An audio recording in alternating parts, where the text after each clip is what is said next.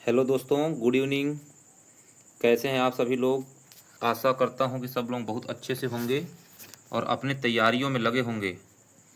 हम लोग लगातार आगामी शिक्षक भर्ती, डीएलएड, बीएड और जो भी अभी कॉम्पिटिटिव एग्ज़ाम होने वाले हैं उनकी तैयारियों में लगे हुए हैं, जिसमें हम लोग अभी सीडीपी को देख रहे हैं, ख़ास तौर पे सीडीपी को और हिंदी को, और कुछ कुछ मैं जनरल नॉलेज को भी बेहतरीन तरीके से कराने की कोशिश कर रहा हूँ प्रीवियस ईयर क्वेश्चन के माध्यम से। और जो बने हुए हैं चैनल में उनको उसका बेनिफिट भी दिखाई देने लगा होगा, क्योंकि क्वेश्चन की प्रकृति किस तरीके से आ रहा है वो मैं लगातार उनके ऊपर बहुत सारा बात कर चुका हूँ। तो मैं अभी यहाँ पे बिना समय गंवाए हुए सीधा क्वेश्चन के ऊपर आता हूँ और आप सभी का बहुत स्वागत है, अभिनंदन है। सीधे क्वेश्चन के ऊपर चलते हैं। तो ये क्वेश्चन जो है डीएलएड 2025 जो प्रीवियस ईयर में हुआ था उसका एनालिसिस हम लोग कर रहे हैं। आप लोगों से मेरा निवेदन है कि वीडियो को स्किप नहीं करिए भाई, वीडियो के एक एक पॉइंट को देखिएगा। कोई भी वीडियो को पॉइंट को नोट करना है, तब आपको इसका पूरा 100% आउटपुट मिल पाएगा। और वीडियो आपको अगर अच्छा लगता है तो ज़रूर लाइक करिए, शेयर करिए, सब्सक्राइब करिए। ठीक है, तो चलिए पहला क्वेश्चन के ऊपर देखते हैं। बहुत शॉर्टकट में अब बताते जाऊंगा क्योंकि हम इन सब चीज़ों को कई बार पढ़ चुके हैं भाई। ये पहला क्वेश्चन ही रिपीटेड है, देखिए। चलिए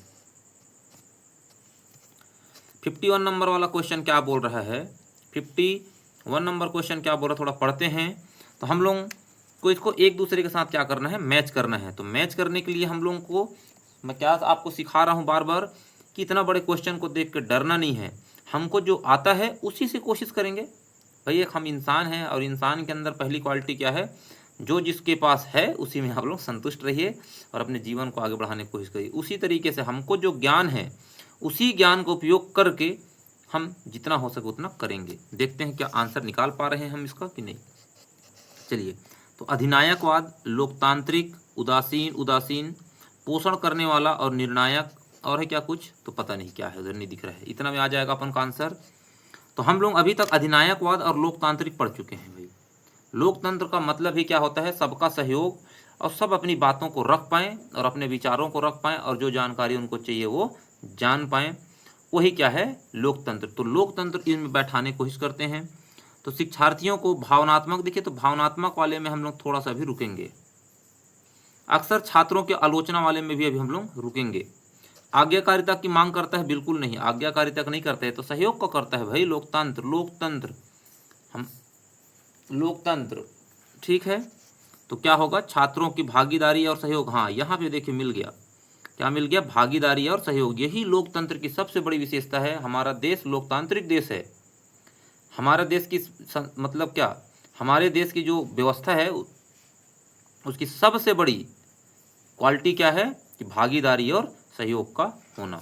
ठीक है, लोकतांत्रिक देश की ये पहचान होता है भाई। तो क्लियर हो गया। तो चौथा का बी में मिलाने की कोशिश करेंगे। चौथा क्या करेंगे, बी में मिलाने की कोशिश करेंगे। जिस ऑप्शन में अगर होगा तो हम आगे नहीं बढ़ेंगे, सीधा सीधा इसको आप लोग क्या करोगे, अपने से मिला के सभी पॉइंट को रट लेना भाई। ठीक है, तो देखिए चौथा का बी कहीं पे है क्या, तो चौथा का बी देखते हैं। तो पहला में, हाँ जी पहला में दिख रहा है चौथा का बी, दूसरे में इसमें नहीं है। इसमें तो चौथा का ई दिया हुआ है और इसमें चौथा का ए दिया हुआ है। इसका राइट आंसर क्या हो जाएगा, ऑप्शन नंबर 1। इसका राइट आंसर क्या हो जाएगा, ऑप्शन नंबर 1। ए का 3, बी का 4, ए का 3, बी का 4। देख लेते हैं एक बार और। ए का 3 अधिनायकवाद 3 में जाएगा। क्यों, क्योंकि अधिनायकवाद का मतलब है एक राजा और बाकी उसके सब सुनते रहें, वो जो बोले वही फाइनल। तो आज्ञा मानने वाली बात अधिनायकवाद में होता है, लोकतंत्र में सहयोग की बात होता है। ठीक है, बाकी क्या दिया, सी का 5, छात्रों की प्रगति के प्रति चिंता कम दिखाता है, तो उदासीन का मतलब है निष्क्रिय रहना। डी का 1 पोषण, तो पोषण का मतलब ही देखिए यहाँ पे देखभाल दिया है, तो ये क्लियर हो गया, तो समझ में आ गया। और ई का 2 निर्णय किस में लेंगे हम, आलोचना और उनको लेबलिंग करना, तो क्लियर हो गया। तो राइट आंसर कैसे पहुँचते हैं, तो इसलिए बोलता हूँ जी कि प्रीवियस ईयर क्वेश्चन का क्या है, बहुत वैल्यू है। देखिए हम लोग सीडीपी में कितना पढ़े हैं, अभी 3-4 घंटे का भी क्लास डायरेक्टली नहीं हुआ है, और देखिए हम सिर्फ ये लोकतंत्र को अगर आ रहा था हमसे और इसको हम लोग अगर इसमें मिला देते सहयोग में तो ये आंसर निकल के आ जाता। तो आशा करता हूँ कि मेरे जो आपको मैं देना चाह रहा हूँ वो आपको मिल रहा होगा, है ना। तो आगे बढ़ जाते हैं सीधा बिना टाइम गंवाए हुए।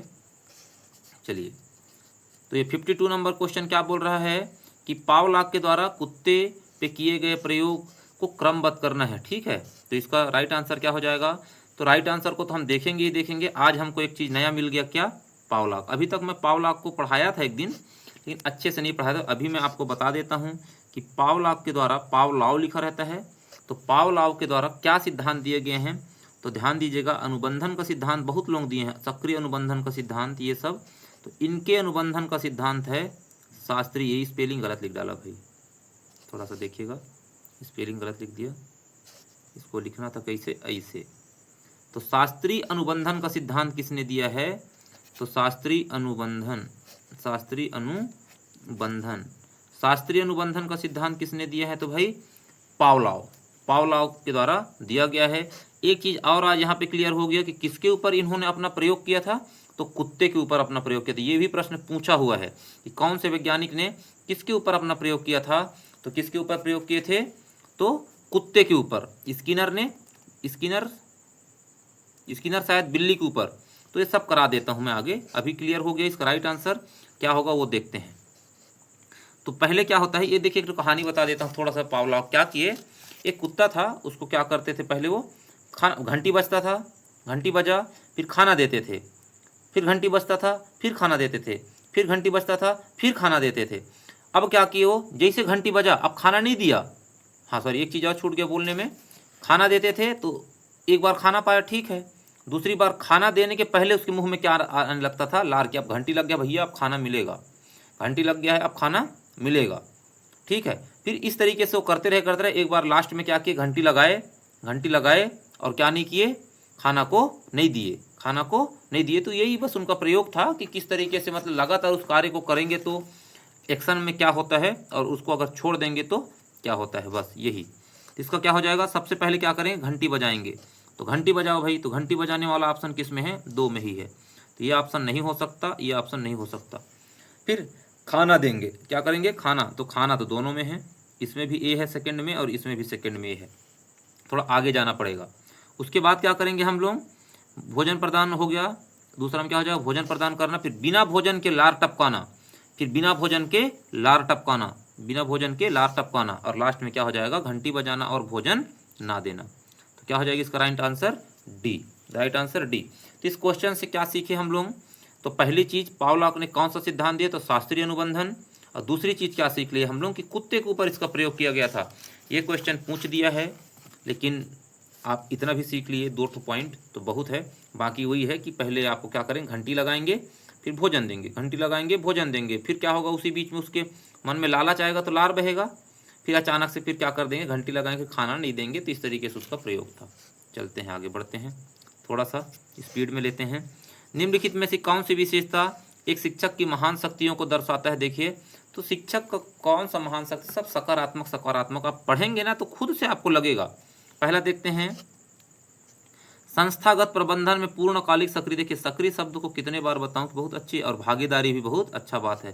संस्थागत मतलब जिस स्कूल में आप कार्य कर रहे हैं या जिस संस्था में कार्य कर रहे हैं वहाँ आप अपना अच्छा से एक्टिविटी करिए, हर काम में एक्टिव रहिए, सही है। उदाहरण स्थापित करना, बिल्कुल सही। तभी तो बोलते हैं कि फलाने आदमी था या पुराने गुरुजी थे, उनका कार्य करने का तरीका ही अलग था। वो एग्जाम्पल सेट कर देते हैं दूसरे के लिए, करो तो उनकी तरह करो, देखो पहले पाठक जी थे तो कितना बढ़िया काम करते थे, इस तरीके से। अब मान्यताओं को परखने की इच्छा, सही बात है। गलतियों को स्वीकार करना, ये भी सही बात है। तो क्या चारों ऑप्शन है कहीं पे? तो हाँ जी, चारों ऑप्शन देखते हैं। ए बी डी, देखिए A B C, A B D, मान्यताओं को परखने की इच्छा, मान्यताओं को भी परखने की इच्छा होना चाहिए भाई, क्योंकि बच्चे कई प्रकार की मान्यता मानते हैं। कुछ आदिवासी पिछड़े क्षेत्र से होते हैं, कुछ सिटी एरिया से होते हैं, तो उनकी मान्यताएं अलग अलग। आप गुरुजी होते हुए अगर वो सब चीज़ को नहीं समझोगे तो बच्चे की फीलिंग को आप नहीं समझ पाएंगे। तो ये चारों ऑप्शन सही होगा भाई इसमें। क्लियर हो गया। नेक्स्ट में देखते हैं, इस बार का क्वेश्चन बहुत ही शानदार आया है, थोड़ा महंगा है, दिमाग का यूज किया है, टाइम कंज्यूमिंग क्वेश्चन आंसर लाया था भाई। 54 क्या बोल रहा है, जब शिक्षार्थी किसी पाठ को इसलिए सीखता है, रे समझ में आ गया हो, जब ऐसे ही बोल दिया कि शिक्षार्थी इस पाठ को इसलिए सीखता है क्योंकि उसमें उसकी रुचि है और उस पाठ को सीखने में उसे खुशी मिलती है। अरे वाह रे क्वेश्चन, और कितने बार मैं आप लोगों को पढ़ाऊं और कितने बार बोलूं कि मोटिवेशन से एक क्वेश्चन फिक्स है। और क्वेश्चन क्या पूछेगा, दो प्रकार के मोटिवेशन, एक आंतरिक एक बाह्य। आंतरिक में बच्चा का सेल्फ जानने की इच्छा होगा, उसकी रुचि होगी, उसको बड़ा आनंद आएगा, वो सब क्या कहलाएगा, आंतरिक। तो बस अब इसको मैं ज़्यादा नहीं करूँगा, तो उसको क्या हो जाएगा इसका राइट आंसर आंतरिक। इससे मैं आगे अब प्रीवियस वीडियो में बहुत अच्छे से करा दिया हूँ भाई इसको ना, फिर भी चलिए बता ही देता हूँ क्योंकि कुछ नए व्यूअर्स होंगे तो उनको समझ में नहीं आएगा। आंतरिक का मतलब खुद के लिए, सेल्फ सेटिस्फेक्शन के लिए, और बाह्य का मतलब अवार्ड के लिए, नौकरी के लिए, दूसरे को दिखाने के लिए, कुछ नाम कमाने के लिए, इस तरीके का जो भी फीलिंग आएगा वो सब बाह्य प्रेरणा में जाता है। बाह्य प्रेरणा को अच्छा माना भी जाता है और नहीं भी माना जाता, लेकिन आंतरिक प्रेरणा को बेस्ट माना जाता है। चलिए आगे बढ़ जाएं। शिक्षार्थी किसी अनुशासनात्मक वातावरण में कुछ खास तरह के नियम, देखिए नियम और सिद्धांत की बात कहीं भी करेगा वो औपचारिक सिद्धांत कहलाता है भाई, इसको में ज़्यादा बात नहीं करेंगे। औपचारिक सिद्धांत, औपचारिक और अनौपचारिक, थोड़ा सा बता देता हूँ। औपचारिक मतलब एक सिस्टमेटिक ढंग से चलेगा, नियम कायदा से चलेगा। जैसे स्कूल है, स्कूल में आप अपनी मर्जी का मनमानी का नहीं कर सकते। एक समय के बाद घंटी लगेगा, एक समय के बाद आपको खाना में छुट्टी मिलेगा, क्लास चेंज होगा, है ना, इस तरीके से। क्लियर हो गया। अनौपचारिक में हम लोग जो अपने रिश्तेदारों में, अपने घर परिवार में, आसपास के माहौल में, समाज में जिस तरीके से व्यवहार करते हैं अपने खास पर्सन के साथ, इंडिविजुअल, उनको हम लोग अनौपचारिक बोलते हैं। चलिए आगे बढ़ जाते हैं। तो क्लियर हुआ। 55 का आंसर ए होगा। छात्र स्कूल अवस्था में व्यावसायिक लक्ष्य से अनभिज्ञ होते हैं।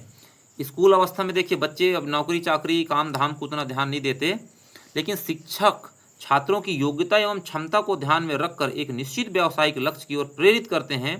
छात्रों की शैक्षिक उपलब्धि पर क्या प्रभाव पड़ता है, देखिए ये प्रभाव को क्या बोलते हैं, क्या बोलते हैं, प्रतिकूल मतलब उल्टा होता है जीत, ये गलत हो जाएगा।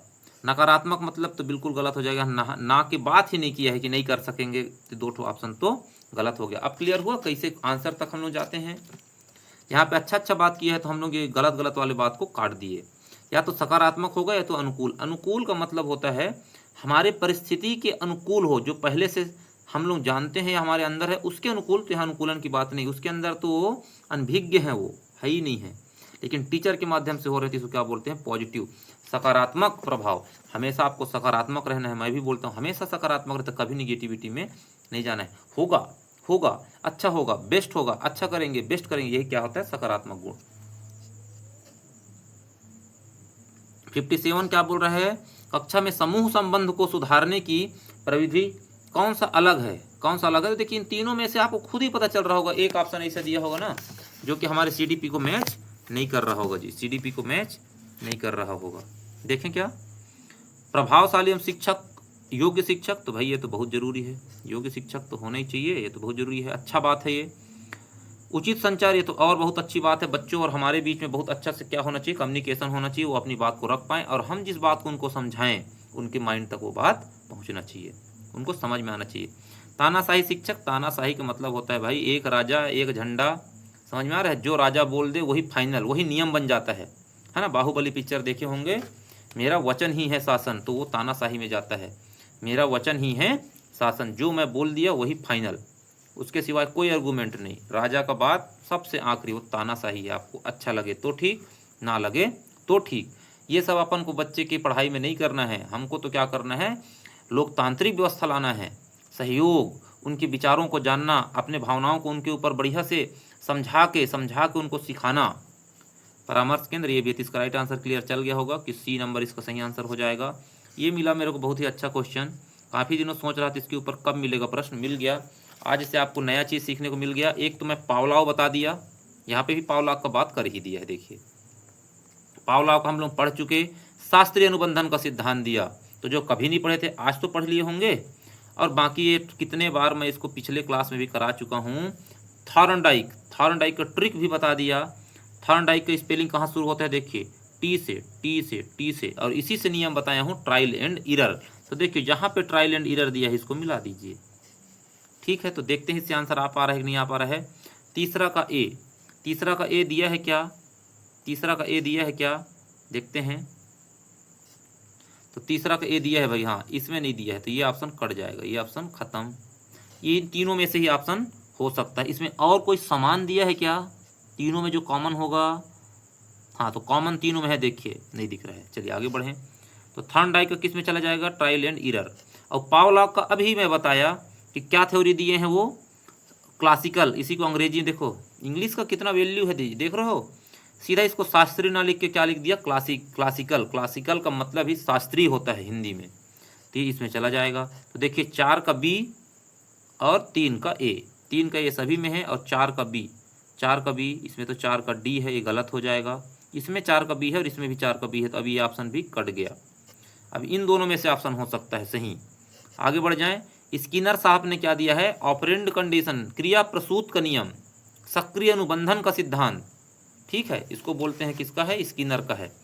तो कहीं पे है ऑपरेटिव, देखिए ऑपरेटिव कंडीशनिंग, तो 2 हो जाएगा। और सीखने का इनको देखिए इनसाइट थ्योरी दिए हैं कोहलर क्या दिए हैं? Insight theory. ये कहीं पे लिखाया होगा इनसाइट थ्योरी, देखिए ये लिखाया है इनसाइट थ्योरी। आज इनको बढ़िया से आप सीख लीजिए, सब आपको धीरे धीरे कई बार रिपीट होंगे, याद हो जाएंगे। तो चलिए इसको मैं एक बार फाइनल आपको बता देता हूँ, बढ़िया से कर लीजिएगा इसको। यहाँ पे लिखता हूँ पावलॉव कौन से सिद्धांत दिए? तो मैं बता दिया हूँ। किसके ऊपर प्रयोग किए थे भाई? तो कुत्ते के ऊपर किए थे। कौन सा सिद्धांत दिए हैं? तो शास्त्रीय अनुबंधन या क्लासिकल, देखिए लिख के दे दिया है, शास्त्रीय अनुबंधन या क्लासिकल। शास्त्रीय, कौन सा अनुबंधन दिए हैं? तो शास्त्रीय अनुबंधन भाई, क्लियर हो गया। शास्त्रीय या क्लासिकल, क्या हो गया? क्लासिकल, क्लियर हुआ, ठीक है। और उसके बाद स्किनर साहब ने क्या दिए हैं? तो ऑपरेंड कंडीशनिंग बोलते हैं इसको, क्या बोलते हैं? Operand conditioning. क्या बोलते हैं? Operand conditioning. यहाँ पे देखो लिखा हुआ है, ये देखो ऑपरेंड रिस्पॉन्स बोल लो या ऑपरेंड, इसको बोलते हैं सक्रिय अनुबंधन या क्रिया प्रसूत का नियम। क्या बोलते हैं? क्रिया प्रसूत का नियम। किसने दिया? स्किनर। तो स्किनर का ट्रिक कैसे याद करोगे? स्किनर, आखिरी में क्या आ रहा है? रा, तो इसी से क्या याद कर लोगे? रा, रिस्पॉन्स, ऑपरेंड रिस्पॉन्स, क्लियर हो गया, इसी से याद कर लोगे। थॉर्नडाइक का बता दिया, THOR। थॉर्नडाइक स्पेलिंग के ही शुरू में क्या आता है इसका? देखिए ट्रायल एंड एरर। इसको क्या बोलोगे? प्रयास और त्रुटि का सिद्धांत। ठीक है। स्किनर साहब का क्या हो जाएगा? ऑपरेंड कंडीशनिंग या पुनर्बलन का सिद्धांत किसने दिया? पुनर्बलन का सिद्धांत भी स्किनर साहब ने दिया है। रीइंफोर्समेंट, जो इससे पहले क्वेश्चन नहीं किए हैं भी, रीइंफोर्समेंट है ना, रीइंफोर्समेंट, प्रबलन का सिद्धांत। इनका कहना क्या है? चलिए अभी इतना ही कराता हूँ, कन्फ्यूजन पड़ जाएगा। ऑपरेंट कंडीशनिंग किसने दिया या सक्रिय अनुबंधन का सिद्धांत किसने दिया? सक्रिय ना, क्रिया प्रसूत का नियम किसने दिया? तो स्किनर। पावलॉव किसको दिए? तो पावलॉव क्या सिद्धांत दिए हैं? तो शास्त्रीय अनुबंधन, क्लियर हो गया। एक बंडूरा नाम भी आता है, बंडूरा, BS बंडूरा या कुछ नाम है, बंडूरा। तो बंडूरा साहब ने कौन सिद्धांत दिए हैं? तो सामाजिक अनुबंधन का सिद्धांत, बिल्कुल लिख लीजिएगा। स्किनर सक्रिय अनुबंधन, बंडूरा सामाजिक अनुबंधन, और पावलॉव शास्त्रीय अनुबंधन। थॉर्नडाइक ट्रायल एंड एरर, त्रुटि और प्रयास का सिद्धांत। ठीक है। और एक बच गया कोहलर साहब। तो कोहलर साहब कौन से सिद्धांत दिए हैं? किसी को बोलते हैं इनसाइट थ्योरी। इनसाइट को हिंदी में क्या बोलते हैं? सूझबूझ का सिद्धांत किसने दिया है? तो कोहलर ने। कोहलर किसके ऊपर प्रयोग किए थे भाई? तो चिंपांजी, जो बंदर, चिंपांजी, आदि मानव टाइप बोल सकते हो, चिंपांजी, क्लियर हो गया। स्किनर साहब, स्किनर किससे दिए थे? तो कैट, स्किनर कैट, बिल्ली से। पावलॉव कुत्ते से, क्लियर हो गया। तो समझ में आ गया होगा, इसको मिला लीजिएगा, राइट आंसर, क्लियर है। आगे बढ़ जाते हैं। कितना समय हो गया? 20 मिनट हो गए। चलिए थोड़ा सा देखते हैं। यदि छात्र के प्रारंभ के प्रयासों में सीखने की गति धीमी और बाद के प्रयासों में उसकी गति तीव्र हो जाती है, इसका कहने का मतलब क्या है? पहले कोई चीज़ यहाँ था, सीखने में कमी आया, फिर बढ़ा, फिर दोबारा घटा, फिर बढ़ा, इस तरीके की बात वो नहीं किया है। तो जहाँ तक बोला है वहीं तक रुक जाना है। तो क्या बोल रहा है वो? धीमी की बात उसकी तीव्र हो जाती है, जिसके फलस्वरूप शिक्षक वक्त धीमी उसके बाद ये तेजी हो गया, तो क्या बोलते हैं? तो यहाँ पे एक ही शब्द आपको दिख रहा होगा, देखिए, curve of increasing, decreasing returns, decreasing नहीं, क्या बोल रहा है? धीमी और बाद में तेजी। तो क्या हो जाएगा? ये सब शेप, एस शेप तो नहीं होगा, क्योंकि एस शेप होता तो इस तरीके से होता, इसे, तो इसे तो नहीं हुआ है। ठीक है, तो इसका राइट आंसर क्या हो जाएगा? वर्धमान निष्पादन, इंक्रीजिंग रिटर्न्स। ओके, क्लियर, आगे बढ़ जाएं। अब ये सब क्वेश्चन के ऊपर उतना फोकस नहीं करना है, जो दिख गया उसको आप रट लीजिए बस। जब छात्र किसी विषय को बिना किसी निश्चित उद्देश्य या इच्छा के अपने आप सीख लेता है जी, तो क्या बोलोगे इसको? प्रासंगिक बोलते हैं इसको, प्रासंगिक। क्या बोलते हैं इसको? प्रासंगिक। इंसिडेंटियल, इंसिडेंटल, एक्सीडेंटल नहीं है भाई, एक्सीडेंटल मतलब अचानक सीख जाना। इंसिडेंटल मतलब आप जानबूझ नहीं सीख गए। जैसे कि आप देखते होगे बच्चे लोगों को, जिससे घर में क्या होगा जी, अगर वो मान लीजिए वो क्या है, उसका पापा मान लीजिए क्या है, मिस्त्री हैं, तो अगर मिस्त्री ईटा गारा काम करते हैं तो ऑटोमेटिक उसको बच्चा देखते देख के ऑटोमेटिक सीख जाएगा, उसको कुछ अलग से करना नहीं पड़ेगा। ठीक है, आगे बढ़ते हैं। इन प्रभावी शिक्षण अधिगम प्रणाली को डिजाइन में शिक्षार्थी विशेषताओं किस समूह को सहायक माना जा सकता है? देखिए, जो अच्छा बात होगा उसको हम मानेंगे, आपको खुद लगेगा कि वो सही है। पढ़ते हैं ऑप्शन को। विषय के संबंध में शिक्षार्थियों को पूर्व ज्ञान, सबसे बेहतरीन ऑप्शन क्या है? पूर्व ज्ञान। शिक्षार्थी के पारिवारिक मित्रों को, तो क्या बोला है? डिजाइन में शिक्षार्थी की विशेषता, इसमें से कितना सही है ना? तो थोड़ा सा ये भी मित्र सही लग रहा है, लेकिन अभी देखते हैं, सही तो लग रहा है, लेकिन ये शिक्षार्थी का इंडिविजुअल को थोड़ा देखते हैं। विषय के संबंध में शिक्षार्थियों की योग्यता, अरे वाह भाई, ये ऑप्शन बेहतरीन है, अभी ये ऑप्शन बेहतरीन है। तो एक वाला होना चाहिए और 3 वाला होना चाहिए। भाषाई पृष्ठभूमि तो जरूरी ही है। निर्धारित ड्रेस कोड, देखिए ड्रेस कोड का उतना खासा प्रभाव नहीं पड़ेगा, तो 5 वाला ऑप्शन क्या हो जाएगा? गलत हो जाएगा। देखते हैं 5 में है क्या किसी ऑप्शन में? हाँ, तो यहाँ पे 5 है भाई, तो 5 वाला ऑप्शन क्या हो जाएगा? गलत। क्लियर हो गया, यहाँ भी है 5 वाला ऑप्शन गलत। और कहीं पे 5 दिख रहा है क्या? नहीं दिख रहा है। एक इसमें भी है, एक इसमें है, मतलब एक ऑप्शन तो बिल्कुल सही है। 3 इसमें भी है, 3 इसमें भी है, मतलब ये 3 भी सही है। क्यों? क्योंकि आंसर ये हो चाहे ये हो, ये दोनों ऑप्शन तो कॉमन है, तो 3 तो सही होगा। लेकिन इसमें भी 4 है और इसमें भी 4 है, देखिए, तो ये 4 ऑप्शन भी एकदम फिक्स है, 4 ऑप्शन भी एकदम फिक्स है। अब लड़ाई कहाँ करना है अपन को? दूसरा में और छठवां में। देखिए, दूसरा में और छठवां में, इसी में अंतर होगा। तो देखते हैं दूसरा, शिक्षार्थी की पारिवारिक मित्रों की, और छठवां क्या है? छात्रों की प्रेरक उन्मुखीकरण। तो छठवां इसमें, इसका राइट आंसर हो जाएगा 1 2 3 4। कहीं पे है क्या? 1 2 3 4 है, और इसमें क्या है? 1 3 4 और 6, लेकिन इसमें 6 नहीं है। उनका प्रेरक उन्मुखीकरण होना चाहिए भाई, motivational orientation of the student, खुद का मोटिवेशन होना चाहिए। तो छठवां वाला ऑप्शन इसका सही होगा। तो इसका राइट आंसर क्या होगा? 1 2 3 और 4, 1 2 3 और 4 नहीं, 6 होना चाहिए, सॉरी। इसका राइट आंसर क्या होगा? तो हम इसमें मित्र वाले को डायरेक्टली नहीं लेंगे, तो क्या हो जाएगा इसका आंसर? 1 3 4 और 6। तो राइट आंसर इसका हो जाएगा बी, 1 3 4 और 6।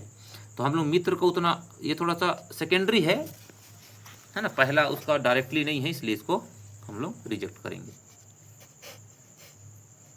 चलिए, इसको देखिए, जीन पियाजे से क्वेश्चन है। अभी तक मैं इसके बारे में डिस्कशन नहीं किया था, क्योंकि मेरे को लगता था कि इतना डीप क्वेश्चन नहीं आता होगा, लेकिन आ गया। तो आप जीन पियाजे को बहुत अच्छे से जान रहे हैं, रचनावादी हैं, 4 स्टेज में बांटे हैं। 0 से 2 साल उसको क्या बोलते हैं? तो शैशव अवस्था बोलते हैं, संवेदी गामा जिसको बोला जाता है। और दूसरा बांटे हैं 2 साल से लेके 7 साल, तो उसको क्या बोलते हैं? पूर्व संक्रियात्मक बोलते हैं। और तीसरा 7 साल से 11 साल मूर्त अवस्था, मूर्त संक्रियात्मक अवस्था। और 11 साल से 15 साल औपचारिक संक्रियात्मक अवस्था। क्लियर हो गया? जीन पियाजे कौन है? तो रचनावादी हैं। जीन पियाजे बच्चों को क्या बोले हैं? ज्ञान के सक्रिय निर्माता। दूसरा चीज क्या बोले हैं? बच्चा खुद से करके सीखेगा। तीसरा क्या बोले हैं? नन्हा वैज्ञानिक होता है, बच्चे एक्टिव होते हैं, बच्चे खुद से करके सीखते हैं। ये सब रचनावादी है। सक्रिय ज्ञान के निर्माता होते हैं, पूर्व ज्ञान उनके लिए बहुत जरूरी होता है। और इन्होंने कहा है कि विकास के लिए जो बायोलॉजिकल उनका जो डेवलपमेंट है ना, वो बहुत इंपॉर्टेंट है, ना कि पर्यावरण।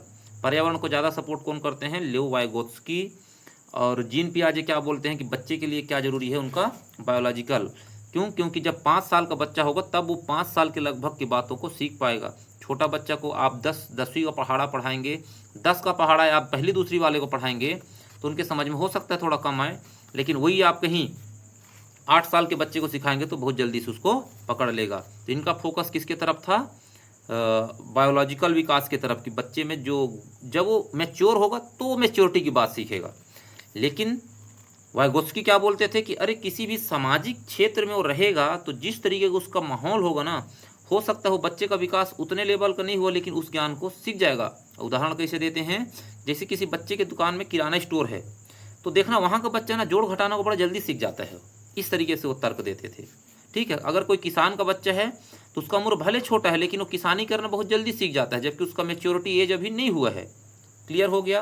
तो उसी में इतना समझाने का मेरा क्या मतलब है, क्योंकि यहाँ दोनों बात को दिया है, दोनों बात को दिया है। क्यों? क्योंकि जो पूरे जो वर्ड है ना, ये सब किसके किसके हैं?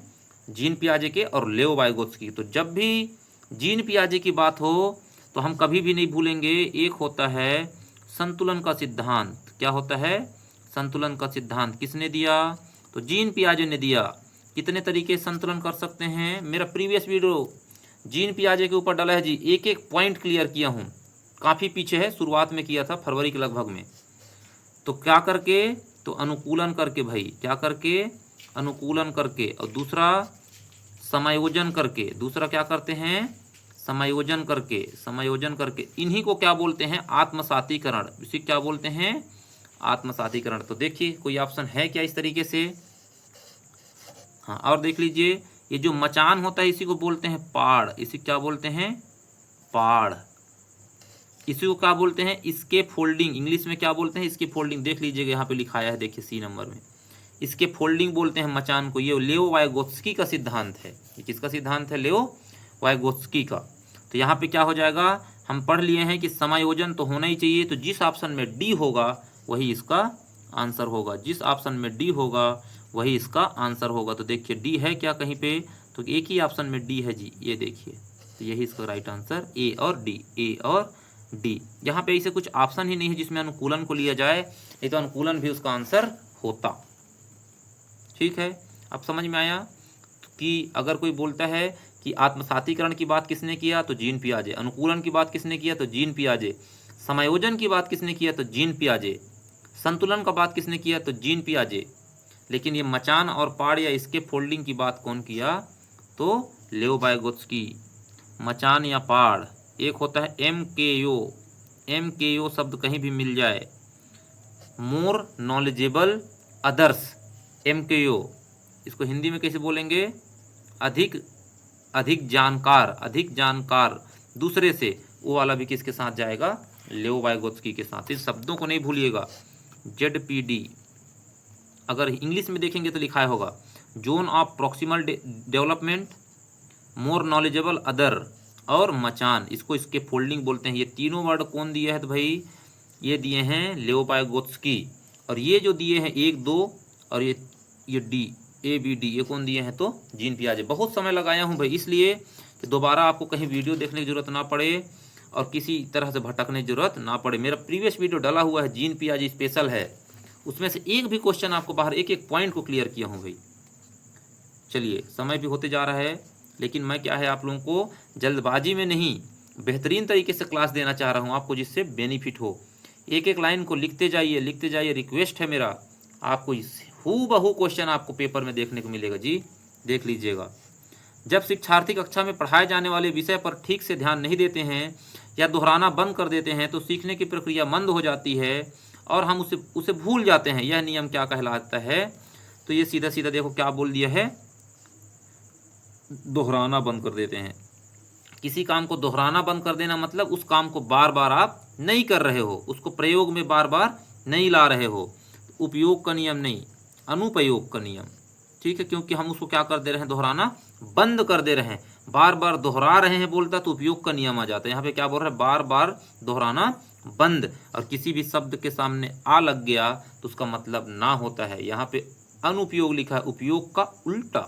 इसका राइट आंसर क्या हो जाएगा? अनुपयोग का नियम। बिल्कुल क्लियर हो गया होगा। चलिए आगे बढ़ते हैं। मेरे को भी आज क्या है तकलीफ़ हो रहा है जी, समय हो गया है ज़्यादा, मैं भी एकदम थक चुका हूँ, लेकिन फिर भी आप लोगों के समक्ष बैठा हूँ कि चलिए, क्योंकि लगातार हम लोग क्या है अपने एग्ज़ाम के टाइमिंग को देखते हुए तैयारी में लगे हुए हैं। चलिए आ गया फिर से थॉर्नडाइक, तो अब किसी को टेंशन होगा क्या? टी से थॉर्नडाइक, टी से ट्रायल एंड एरर। चलिए, थॉर्नडाइक के सीखने के मुख्य नियम में से कौन सा संबंधित है? तो सब संबंधित हैं इसमें से। तत्परता का नियम भी संबंधित है, प्रभाव का नियम भी है ना संबंधित है। भले इसका ऑप्शन मेरे को लग रहा है कोई किसी को भी ले ले, लेकिन ये दोनों ऑप्शन एकदम सही हैं। ये नहीं है। मेन क्या है? तत्परता का नियम, प्रभाव का नियम, एक नियम अभ्यास का नियम, एक और है उसको क्या बोलते हैं? अभ्यास का नियम। ये 3 नियम दिए थे। ये भी प्रश्न पूछा हुआ है कई बार भाई कि थॉर्नडाइक से संबंधित कौन से 3 नियम हैं? तो तत्परता का नियम, अभ्यास का नियम और प्रभाव का नियम। ये विलोपित हो जाएगा भाई प्रश्न। चलिए 65 क्या बोल रहा है? शिक्षण का मुख्य उद्देश्य क्या होना चाहिए भाई? बच्चे का सर्वांगीण विकास। चलिए देखें क्या ऑप्शन है इस तरीके से, बच्चे का सर्वांगीण विकास। तो परीक्षा में उत्तीर्ण होने के लिए नहीं, अरे केवल उत्तीर्ण नहीं होंगे भाई, और भी बहुत सारे उसका रीजन होना चाहिए। छात्रों को अच्छे नोट्स, बिल्कुल नहीं। विषय संबंधित आवश्यक जानकारी, विषय से संबंधित ही पढ़ोगे और बाकी चीज़ नहीं पढ़ोगे। नैतिक शिक्षा, खेल कूद नहीं पढ़ोगे जी, ये भी गलत। तो ऑटोमेटिक राइट आंसर क्या हो जाएगा? छात्रों में चिंतन शक्ति को विकसित करना, इसी को बोलते हैं चिंतन शक्ति, दिमाग से काम। तो इसको क्या बोलते हैं? मनोविज्ञान। इसी को तो हम लोग कब से पढ़ रहे हैं जी, मनोविज्ञान। मनोवैज्ञानिक कौन है? जीन पियाजे। क्या बोलता है? बच्चा सक्रिय रहेगा, एक्टिव रहेगा, कुछ ना कुछ करके सीखेगा, रटने की तरफ नहीं जाएंगे, MCQ क्वेश्चन की तरफ नहीं जाएंगे, हम डिस्क्रिप्टिव क्वेश्चन की तरफ जाएंगे, निबंध लिखेंगे, एक ही प्रश्न को कई तरीके से हल करने का नियम निकालेंगे। क्लियर हुआ? चलिए, निम्नलिखित में से कौन सा कथन शिक्षण अधिगम संबंधी में स्वीकार्य प्रस्तावों का प्रतिनिधित्व करता है? अपना उत्तर इंगित करके लिखिए। देखिए छोटा होगा, क्या हो रहा है, जितना होगा उसको कर लेते हैं। चलिए, इसका कहना है कि शिक्षण के लिए अच्छा है, बस कुछ अच्छा नहीं है उसको अलग कर दो। तो कितना ऑप्शन है इसमें? 1 2 3 4, मतलब 4 से अधिक कोई नहीं हो सकता, लेकिन इसमें कितना दिया है? 6, मतलब 4 सही है, 2 गलत होगा। जब छात्र किसी परीक्षा में असफल होते हैं तो शिक्षक असफल होते हैं। सही बात है भाई, ऐसा मानता है। कौन मानता है इसे? कि जो शिक्षण, अच्छा शिक्षण विधि होगा ना वो मानेगा। प्रत्येक शिक्षण का उद्देश्य अधिगम सुनिश्चित कराना होता है। प्रत्येक शिक्षण का उद्देश्य अधिगम सुनिश्चित करना, ये भी सही लग रहा है भाई मेरे को। अधिगम के बिना शिक्षण हो सकता है? अरे अधिगम के बिना कैसे शिक्षण हो जाएगा? अधिगम मतलब होता है सीखना, सीखना के बिना कैसे हो जाएगा? शिक्षण के बिना अधिगम नहीं हो सकता, शिक्षण के बिना अधिगम नहीं हो सकता, ये सही बात है। बिना शिक्षण के क्यों? अच्छा एक चीज़ और यहाँ पे सिखाया था एक दिन, और सिखा देता हूँ आपको आज। देखिए यहाँ पे क्या लिखा है? अधिगम के बिना शिक्षण हो सकता है, और यहाँ पे क्या लिखा है? शिक्षण के बिना अधिगम नहीं हो सकता। तो याद रख लीजिएगा, ये दोनों ऑप्शन एक दूसरे के कंट्राडिक्टरी हैं, अपोजिट हैं। तो जहाँ पर भी ये दोनों ऑप्शन एक साथ होगा वो ऑप्शन गलत हो जाएगा। तो जहाँ पर भी 3 और 4 एक साथ दिया होगा ना वो गलत हो जाएगा। क्यों? क्योंकि इसमें से एक ही सही हो सकता है। देखें क्या, देखिए इसमें भी 3 और 4 एक साथ दिया हुआ है, ये गलत। इसमें भी 3 और 4 एक साथ दिया हुआ है, ये भी ऑप्शन गलत। क्लियर हो गया? तो अपना 2 ऑप्शन तो अभी ही हट गया। ठीक है, आगे बढ़ जाएं। तो इसका राइट आंसर ये 3 है ना, 4 नहीं है। एक शिक्षक पढ़ाता है लेकिन सिखाता नहीं होगा, शायद नहीं दिख रहा है, यहाँ पे पढ़ लेते हैं 5वां।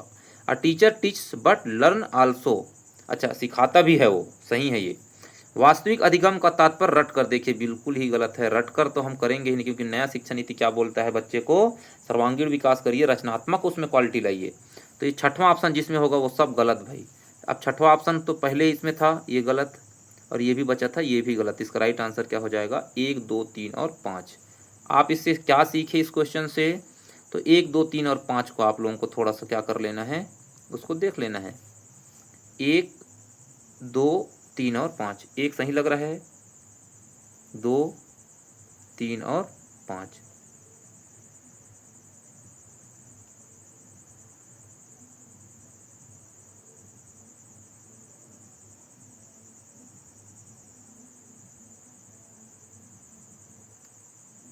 अच्छा, शिक्षण के बिना अधिगम नहीं हो सकता, शिक्षण के बिना अधिगम नहीं हो सकता। अच्छा ये गलत है, सॉरी मेरे से मिस्टेक हुआ।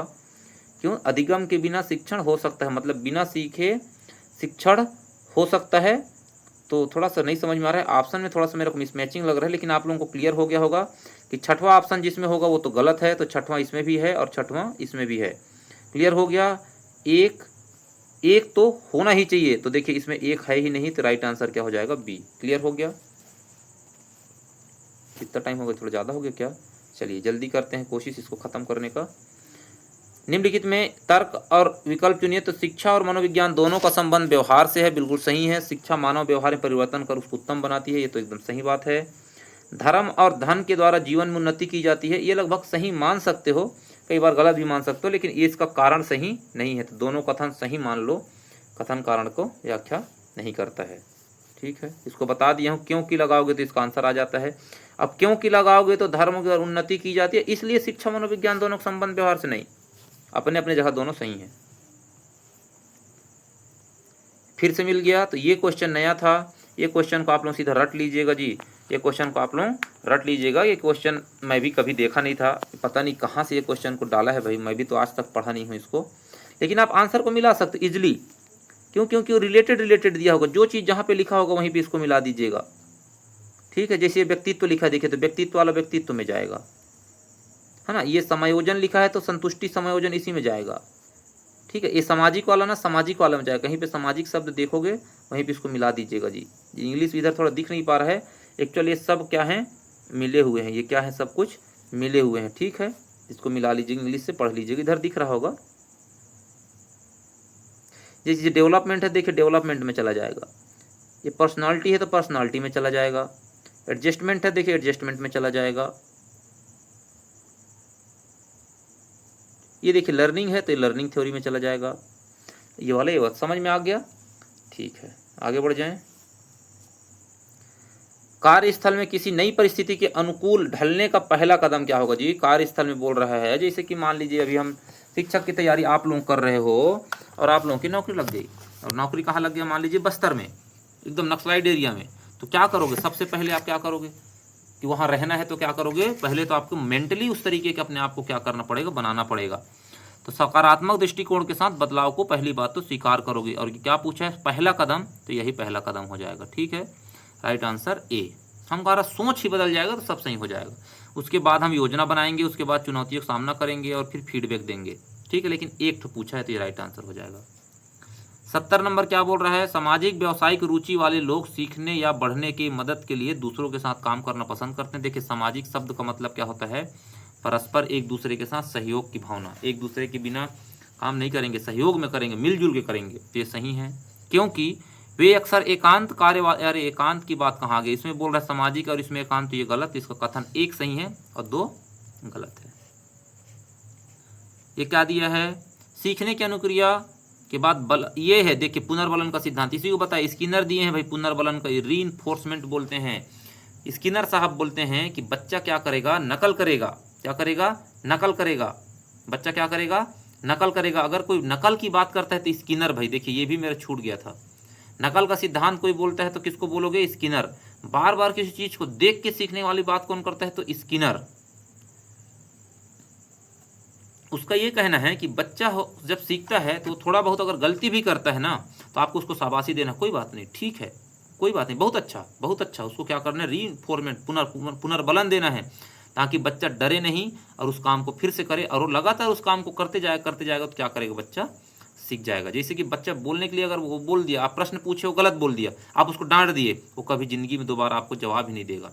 लेकिन उसी टाइम पे क्या बोलोगे, ठीक है बोलो, गलत सही कुछ भी बोलिए आप, वो बोलेगा बच्चा, शाबाश बहुत ठीक है। फिर बाद में उसको समझाना है कि बेटा इसको थोड़ा सा क्या कर लीजिए, आप सुधार लीजिए। ठीक है, तो इसी को क्या बोलते हैं, पुनर्बलन। सही है, पुनर्बलन का सीखने पर संतोषजनक प्रभाव पड़ता है, बिल्कुल सही बात है। क्योंकि बच्चा को जब आप पुनर्बलन दोगे, जैसे आप अपने बच्चे को बोलो बेटा आम, छोटा बच्चा वो कुछ भी बोल दिया, लेकिन आप बोलो वेरी गुड बहुत अच्छा है, तो बच्चा भी हाँ खुश हो जाएगा, उनको लगेगा कि मेरे को बहुत अच्छा कर रहा हूँ मैं, आगे बढ़ना चाहिए, तो उसको संतोष मिलता है। दोनों कथन और कारण सही है और व्याख्या भी इसका क्या है, सही है। ये क्या बोल रहा है, मैकडूगल ने बालक की 14 प्रकार की मूल प्रवृत्ति, तो इसको आप कुछ नहीं, अभी बस केवल इतना पढ़ लीजिए कि मैकडूगल की 14 मूल प्रवृत्ति है, इसको वो दिए हैं, वो मैं आपको करवाऊंगा।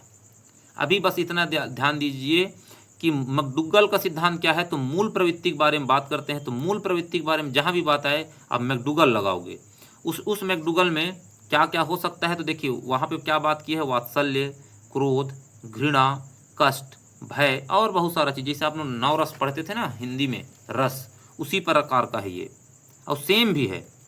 तो उसका तो क्या बोल रहा है, क्रमबद्ध कीजिए। तो आप लोग नए होंगे तो अभी थोड़ा समझ में नहीं आएगा, लेकिन आप इतना जान लीजिए आज कि मैकडुगल कौन सा सिद्धांत दिए, तो मूल प्रवृत्ति कितना, तो 14। इसका राइट आंसर मैं आपको बता देता हूँ। इसका राइट आंसर होगा क्या होगा जी,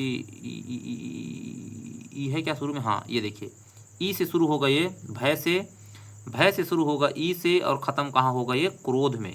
कहाँ ख़त्म होगा, क्रोध में, कहीं पे है जी, सॉरी क्रोध में नहीं, कष्ट में।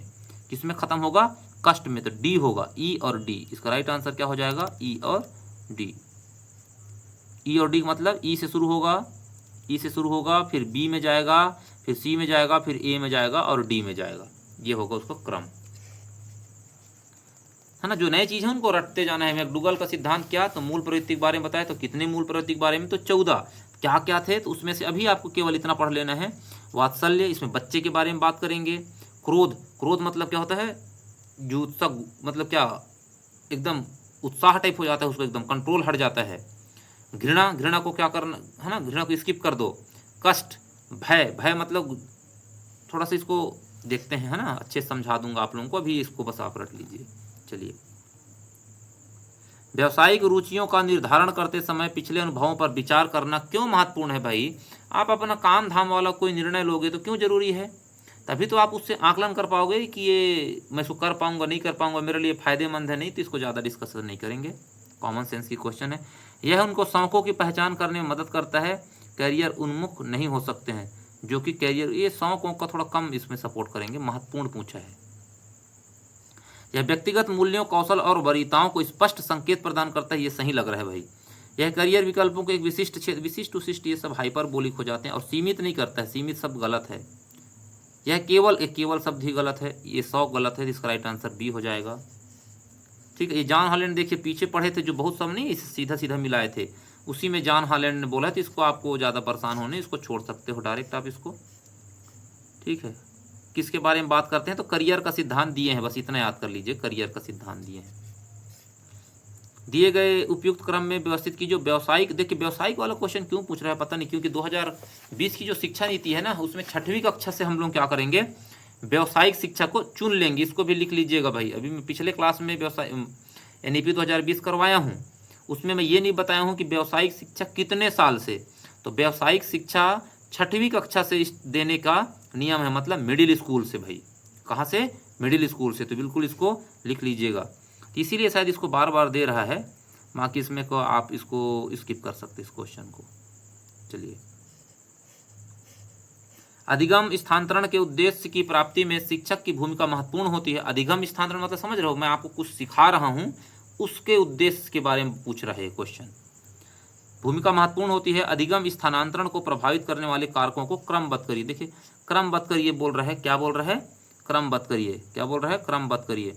तो सामान्यीकरण सब, सामान्यीकरण मतलब क्या होता है, सबके लिए कोई भी नियम सेम, एक नियम बना देना सबके लिए। तो सामान्यीकरण शुरू हो रहा है, और वो सब तो सब हो रहा है। सामान्यीकरण से क्या हो रहा है, सब कुछ शुरू हो रहा है। एक सेकंड रुकिएगा, तो ये क्वेश्चन में क्यों मेरे को डाउट हो रहा है जी इसका।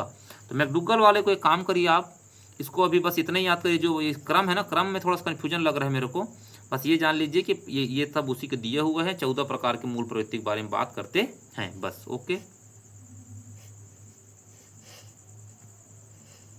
बाकी इसका आप लोग इसका आंसर कर लीजिएगा।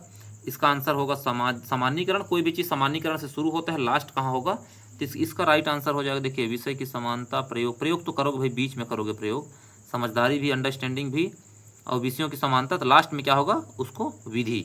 तो देखिए डी से शुरू होगा, और ई बी सी और ई है कहीं पे, सी और ई तो सभी में है जी, है ना। तो इसका भी आंसर थोड़ा सा मेरे को क्लियर नहीं हो पा रहा है, लेकिन हाँ, इसका भी आंसर मैं क्लियर नहीं कर पा रहा हूँ भाई। इसका आंसर मैं क्लियर नहीं कर पा रहा हूँ। हालांकि इसका आंसर ये सही लग रहा है। देखिए सी के बाद ए, समझदारी, है ना। ए के बाद बी के, है ना, नहीं क्यों गड़बड़ लग रहा है यार, थोड़ा फिर से एक बार देखता हूँ ना। चलिए एक बार आंसर निकालने की कोशिश करते हैं। सी के बाद समझदारी, बी, और बी के बाद परिस्थितियों का प्रयोग, फिर डी समानता, और ई क्या हो जाएगा, मेरे हिसाब से इसका आंसर क्या हो जाएगा, सी नंबर। क्लियर हो गया, इसका आंसर क्या हो जाएगा, सी। चलिए, ये क्वेश्चन कोई बहुत ही वो नहीं है कि आप लोगों को बहुत परेशान होने जो इतना कठिन आ गया इसको रट लें, कुछ नहीं। इनको छोड़, कुछ क्वेश्चन छोड़ने के लिए भी होते हैं, आपको बस समझ में आए, जो आपको कॉमन सेंस करे उसको टिक लगाइए, आगे बढ़िए। आंतरिक अभिप्रेरणा को मैं बताऊंगा ही नहीं, क्योंकि थक गया हूँ प्रेरणा बताते बताते। आंतरिक अभिप्रेरणा व्यक्ति को भीतर से प्रेरणा प्रदान करती है। आंतरिक अभिप्रेरणा कौन सा संबंधित नहीं है भाई, तो देखिए, चिंता है, उपलब्धि की आवश्यकता है, तभी तो आपको मोटिवेशन बना रहेगा। आकांक्षा इस तरह, ये देखिए प्रशंसा, कुछ भी नहीं जान रहे तो हम क्या करेंगे, प्रशंसा वाला क्या होता है, दूसरे की प्रशंसा चाहिए, आपको प्रेज चाहिए, नौकरी चाहिए, ये सब क्या होते हैं, तो ये हो जाएगा राइट आंसर डी। ये बाह प्रतिक्रिया, बाह मोटिवेशन होता है, एक्सट्रिंसिक। ये क्या है, निम्नलिखित में से कौन सा अधिगम सबसे प्रभावी कारक है, ये क्वेश्चन मैं करवा चुका हूँ। ठीक है, अधिगम, अधिगम के लिए सबसे इंपॉर्टेंट रुचि, रुचि है तो डी, डी होना ही चाहिए, डी होना ही चाहिए। तो ए बी सी गलत, ये डी है इसमें डी नहीं है, गलत, और इसमें डी है और इसमें भी डी है, इसमें सी है, इसमें भी सी है, तो सी और डी तो सही है, सी और डी तो सही है, सी इसमें भी है, सी इसमें भी है, डी इसमें भी है, इसमें भी है। ई और बी में देखिए, बी अभिप्रेरणा और ई क्या बोल रहा है, भौतिक सुविधाएं। तो भौतिक सुविधाएं नहीं भी होगा तो चलेगा, लेकिन अभिप्रेरणा आपके अंदर का क्या मोटिवेशन होना ही चाहिए। तो क्लियर हो गया, तो बी सी डी इसका राइट आंसर हो जाएगा। इतना इजी हो गया है भाई छांटना। अब समझ में आ रहा होगा कि हम वही बातों को बार बार करके बच्चे को एक्टिव रखेंगे, उसके रुचि को जगाएंगे, ठीक है, उसके अंदर कितने क्षमता है उसको हम लोग निकालने की कोशिश करेंगे। ठीक है, 79 देखिए, फिर से व्यावसायिक में इतना क्वेश्चन क्यों डाल दिया है भाई। व्यावसायिक रुचियों को विकसित करते समय निम्नलिखित में से कौन सी रणनीति प्रभावी है, तो इंटर्नशिप, स्वयंसेवी काम करना, हाँ भाई हो सकता है। विभिन्न व्यवसायिक प्रकृति पर शोध, कुछ दिख भी नहीं रहा है, नौकरी, अच्छा सॉरी, ध्यान से देखिएगा भाई, ये गड़बड़ लग रहा था इसलिए मेरे को। यहाँ पे पूछा है कौन सा नहीं है, कौन सा नहीं है, ये तो है भाई, सहयोग किसी के साथ रहोगे तभी तो, प्रकृति शोध ये भी है। नौकरी बाजार की मांग पर विचार किए, इसका राइट आंसर है विदाउट कंसिडरिंग जॉब, है ना, डिमांड, विदाउट, बिना, तो ये गलत है, इसका राइट आंसर सी हो जाएगा। आखिरी क्वेश्चन है, छात्र केंद्रित कक्षा खाली स्थान के लिए होती है, तो छात्र केंद्रित कक्षा कैसे होगी, पूर्व ज्ञान का विस्मरण करना, पूरी कक्षा को सम्मिलित करना, व्यक्तिगत अंतर के भेद को कम करना। देखिए बहुत बेहतरीन क्वेश्चन है भाई ये। छात्र केंद्रित कक्षा में क्या होगा, बच्चा सेंटर में रहेगा, हम सब उसके सहयोगकर्ता के रूप में रहेंगे, बच्चा एक्टिव रहेगा। तो किस लिए हो सकता है, तो छात्र केंद्रित ना, ये ऑप्शन आपको बहस पढ़ोगे तो पूरी कक्षा को सम्मिलित करना, छात्र केंद्रित में पूरे बच्चे को सम्मिलित करना नहीं, वो तो जब टीचर सेंटर्ड भी था, शिक्षक केंद्रित भी चला, पिछला भी जो शिक्षा नीति चल रहा था ना, उसमें भी हम पूरे कक्षा को शामिल कर रहे थे, तो इसका आंसर नहीं होगा। पूर्व ज्ञान का विस्मरण करना, ये तो हम पहले भी कर रहे थे। शिक्षक उन्मुख व्याख्यान को कम करना, ये हो सकता है, लेकिन और पढ़ते हैं, व्यक्तिगत अंतर को, भेद को कम करना, तो ये राइट आंसर है, क्योंकि हम लोग समावेशी शिक्षा की तरफ जा रहे हैं। बाल केंद्रित शिक्षा का मतलब होता है समावेशी शिक्षा की तरफ हम लोग जाएंगे। तो समावेशी शिक्षक या सर्वांगीण शिक्षा देने के लिए हमको क्या करना पड़ेगा, व्यक्तिगत अंतर को, भेद को कम करेंगे, सबको एक साथ लेके बढ़िया से शिक्षा देंगे। क्लियर हो गया, क्लियर हो गया। देखिए बिल्कुल 44 से 48 मिनट का वीडियो हो ही जाता है जी, लेकिन आप लोग घबराइए नहीं, घबराइए नहीं। अभी समय कितना हुआ है, अभी 11 बजने को है, ठीक है। थोड़ा सा हम लोग हिंदी का भी क्वेश्चन को करेंगे भाई, हिंदी का भी, भले लेट हो रहा है, मैं आंसर बताते जाऊंगा, आप लोग उसको कर लीजिएगा।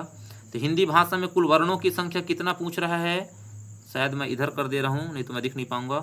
तो हिंदी भाषा में वर्णों की कुल संख्या कितना होता है, तो सबको पता होगा, अनार आयाम कितना होता है जी, कितना होता है अनार आयाम, तो कितना होता है 52 होता है, 52। और स्वर कितना होता है, तो 11, याद कर लीजिएगा।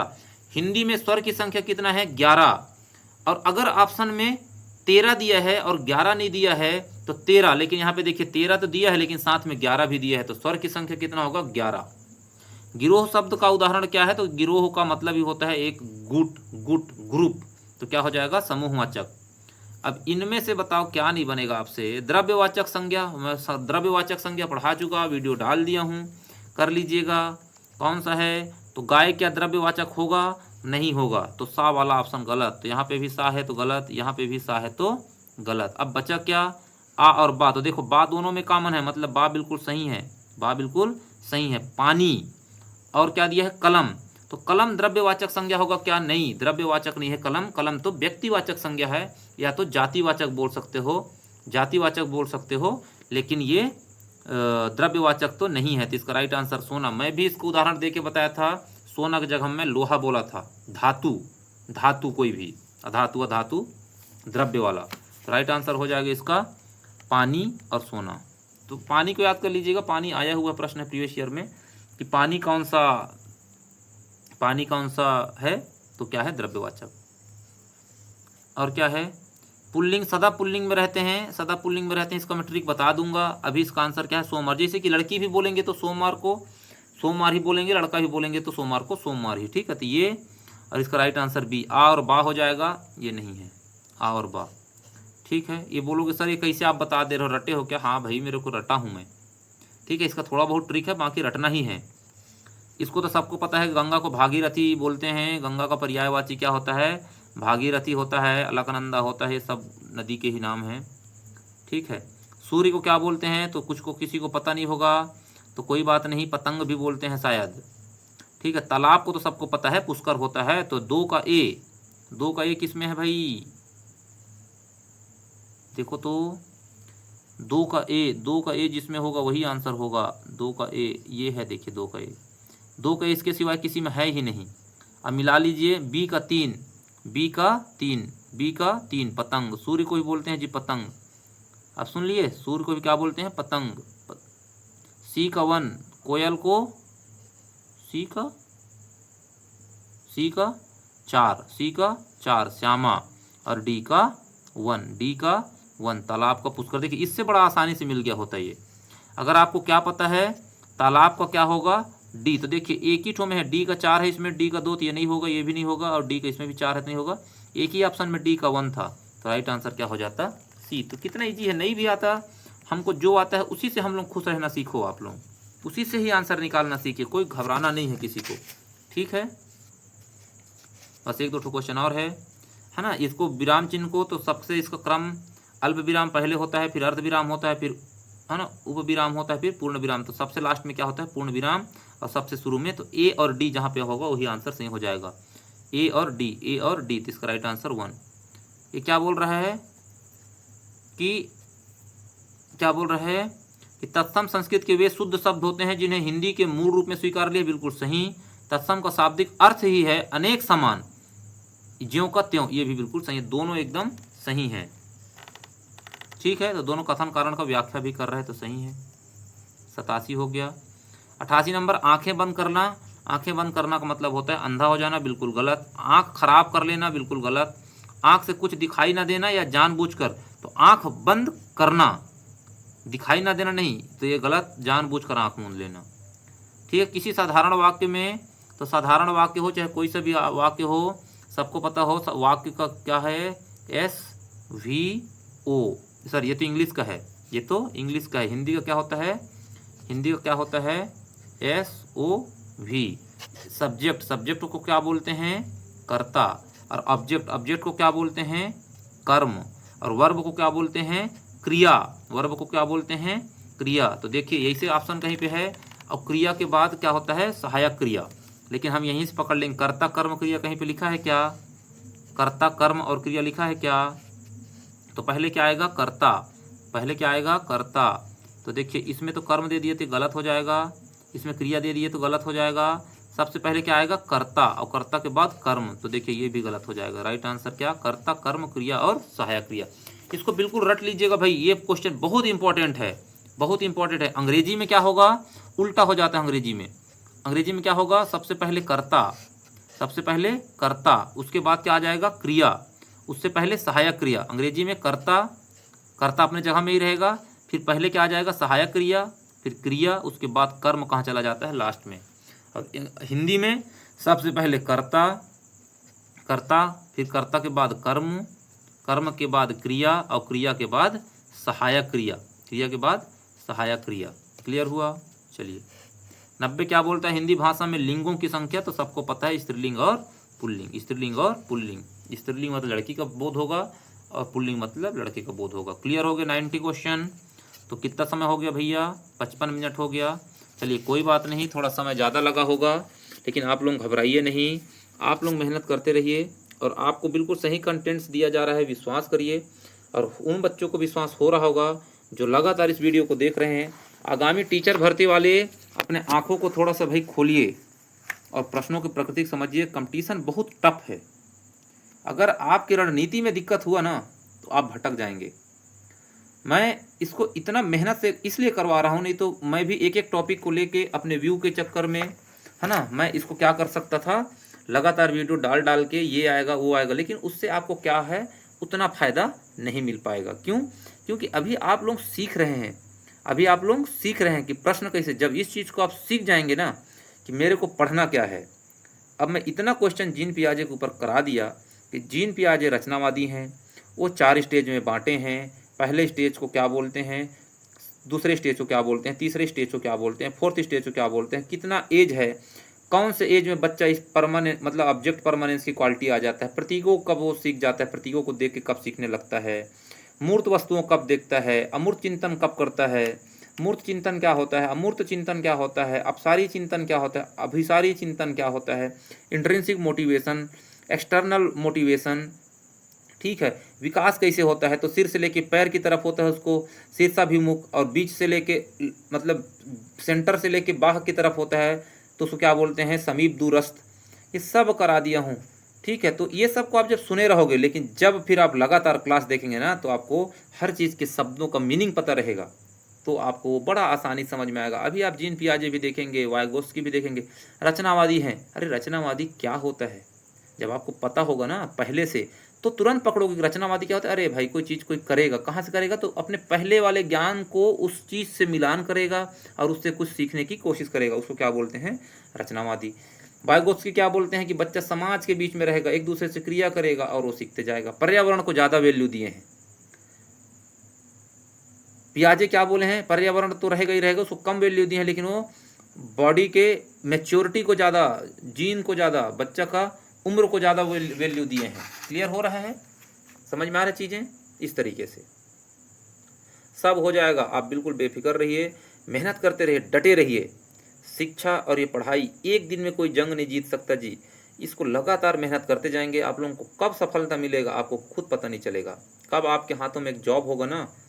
और मेहनत करते जाइए, मेहनत करते जाइए। फिर से बोल रहा हूँ, आखिरी बात बोलूँगा, इसके बाद ये वीडियो को मैं ख़त्म कर दूँगा कि आप लोग क्या डीएड का पेपर निकालने के लिए या बीएड का पेपर निकालने के लिए या टेट निकालने के लिए क्या ये सब कर रहे हैं?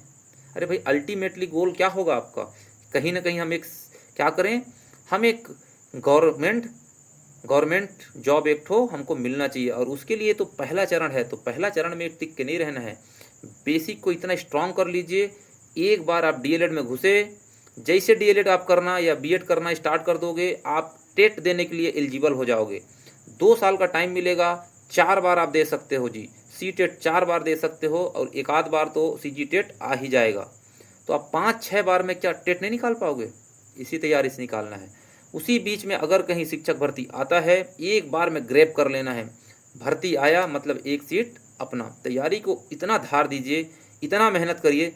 मैं अगर आप लोगों के लिए अगर इतना मेहनत कर रहा हूँ जी, तो क्या आप लोग खुद के लिए इतना मेहनत नहीं कर पाओगे? कर सकते हैं।